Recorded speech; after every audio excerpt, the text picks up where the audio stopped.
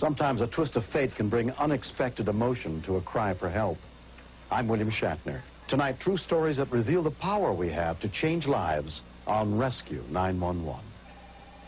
We begin late on the night of June 24th, 1987, as three teenage friends were coming back from playing pool in Knoxville, Tennessee.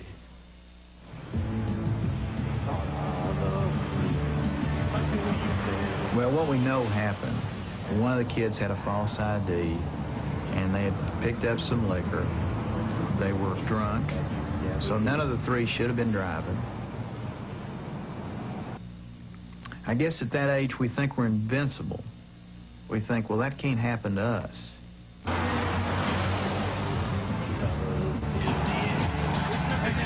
17-year-old Mike Faircloth was driving that night. I don't know exactly how fast I was going. It's a real windy road. It was dark. 1 minute, you're having a good time. 1 second later, your life has changed that fast.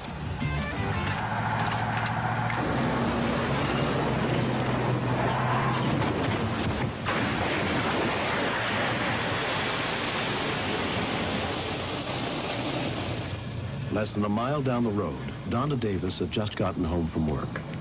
It was clearly a crash, and I thought, I'm going to go back there. So I got in the car, and I started driving back. Across the road from the accident, a neighbor called 911. And I got around the curve, and I saw the car, and it looked bad. The car had hit the tree head on, so the front of the car was smashed in, broken windshield, laying on its roof. I had worked in emergency rooms, intensive care units, and my nursing background kicked in at that point. It looked pretty bad. The driver was unconscious. And in the back, there was a boy that was crying, screaming that he was hurt. And finally, the driver came to. And it was kind of slow, and he looked over to the side, the passenger side. And he said, "Oh, my buddy's hurt bad." And it just kind of took my breath away. I said, "Are you telling me there's another boy in this car?" And he says, "Oh, this dude's hurt bad." I remember flashes. The car was crushed so far down that you couldn't see Trent at all. He was up underneath pretty much the floorboard. The next thing I know, I was out again. And I ran back to my car, and I had another miniature flashlight in my purse.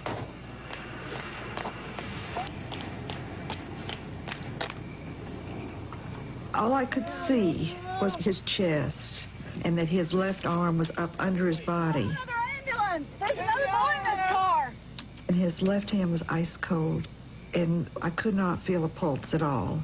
Oh. But what struck me the most was that he sounded like he was slurping through a straw at the bottom of a glass. And all I realized was he didn't have clear airway. I ran my hand into his mouth, and blood just came pooling out. I just remember thinking, God, I feel so sorry for this kid's parents, because it will be just a miracle if he lives. That's good. There were times my heart was beating so hard because he quit breathing. I was so scared he was going to die. And I kept talking to him, and I'd say, "Look, you are too young to die. If you'll just hang in there, we'll get you out of here."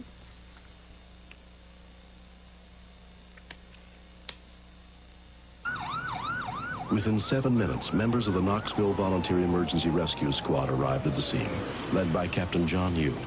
The tree was down across the road. I parked on one side of that. He started up the generator on the rescue truck. What we got?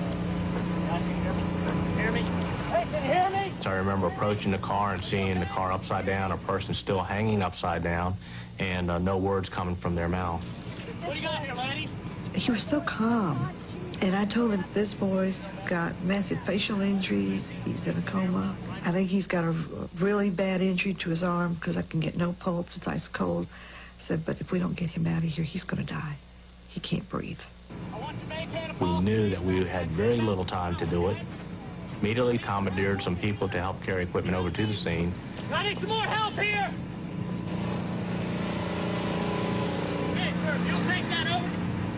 We stabilized the vehicle and then immediately hooked up the jaws of life, started the generator.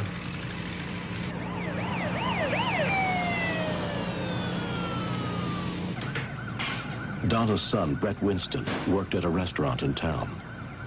I had just come home and I heard all the sirens. I knew somebody had wrecked or something had happened. And I was thinking it could have possibly been my mom. I just thought maybe I should just go up there and see what's going on.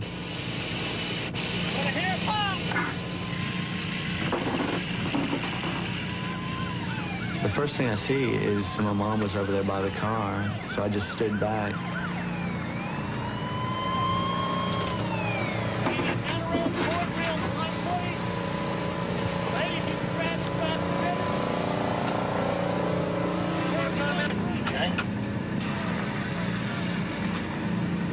They pulled him out, laid him on that backboard. And when they did, I saw the eyebrows and I saw the hair. I knew. I mean, I knew.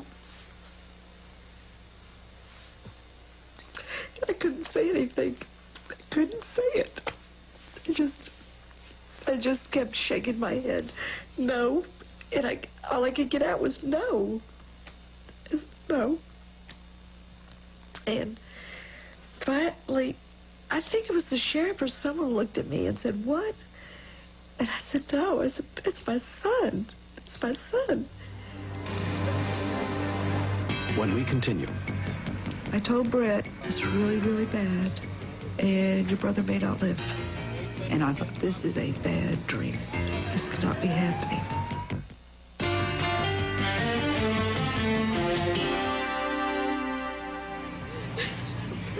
because of the darkness, Donna had not been able to recognize that the critically injured youth she'd been caring for was her older son, Trent, who lived with his father.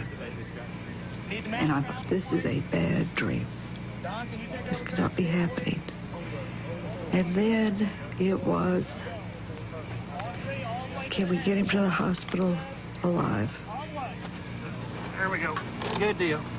Okay, mask trousers, please. I told Brett, it's really, really bad, and your brother may not live. Yeah, he may not live. This is bad. You know. The other two boys had cuts, bruises, and some broken bones, but were not seriously injured. While Trent was taken to the hospital, Donna went to call her former husband, Jerry, and tell him what had happened. When I got that call from Donna, that was the worst moment of my life. She normally keeps her composure quite good, so she was in a real panic, so I knew there was some big-time problems.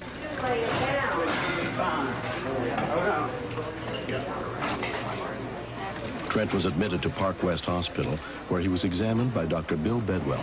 All right, let's get lab in here, staff. When I first saw Trent, he was bloody all over. He had arms and legs that were broken, multiple fractures, facial fractures, and was comatose and unresponsive. But my biggest concern was his closed head injury and his neurologic status, whether or not he would ever wake up. Dr. Bedwell met with Trent's family to inform them of his condition. He said it's very serious, and the next 72 hours would be very critical. What I read from him was if he lives through 72 hours, we've got a shot at it.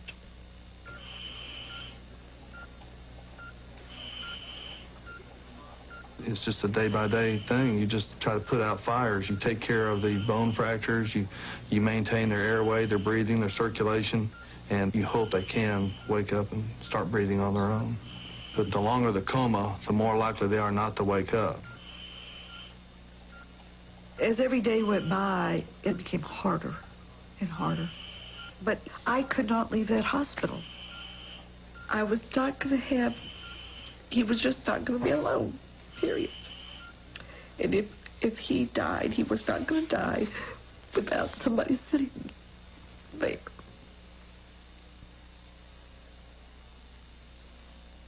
Tranny, it's June 28th. When I would go in and talk to him, the nurses would say, he knows that you're here because when he hears your voice, his heart rate goes up. And then I started telling him, it's getting towards the 4th of July. I said, you always liked 4th of July and the big firework display in town, and every day I'd go in and I'd talk to him more about it. 10 days had passed since the accident. Trent was still in a coma. On the 4th of July, all day long. I said, Trent, you've got to wake up. It's the 4th of July. You're going to miss it. It's about gone. Nothing, not a movement, not a wiggle, nothing. Hey, Guy. Come on, honey. We've waited too long. And finally, he opened his eyes, and he just looked at me a minute, and then he went right back to sleep. But he opened his eyes on the 4th of July. And I always, every 4th of July, I think about that. I think, hey, they're shooting these off for us. You know, this is our celebration. 5.5 weeks after coming out of his coma, Trent was transferred to the Patricia Neal Rehabilitation Center and put under the care of physical therapist Patsy Cannon. When I first saw Trent, he was lying in the bed. He was very restless and thrashing around. He started talking after he's in rehab, probably a couple weeks. And he started saying one word at a time, and then he started making sentences. And just like a child, Trent learned how to do all those things again. He was at Patricia Neal 4 months. They did wonders with him. And I thought, we're gonna make it. It's just gonna be slow. We're gonna make it. It's been 4 years since Trent Winston nearly lost his life in the car accident. I don't remember a whole lot of that night. My first real firm memory of being at Patricia Neal Hospital, and I couldn't talk.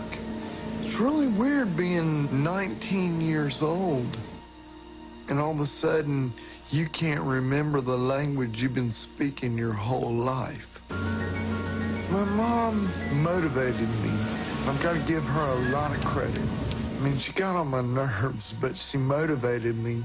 We spent a lot of time in rehab facilities, and what I saw were individuals who had strong family support, a lot of love and a lot of family support, always did better. They always made better recoveries than anyone thought they would make.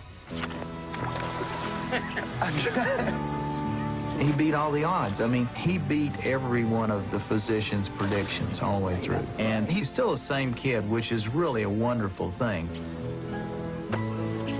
Trent has remained close friends with Mike, who was driving that night. The scariest thing about the accident was thinking about whether or not he was going to make it or not. You don't understand how it feels until something like that happens to you. It's kind of painful. Drinking and driving don't mix. Drinking and driving kills. See, a lot of people have to learn that the hard way. And a lot of times the hard way makes you dead. I'm proud of the job that I've done.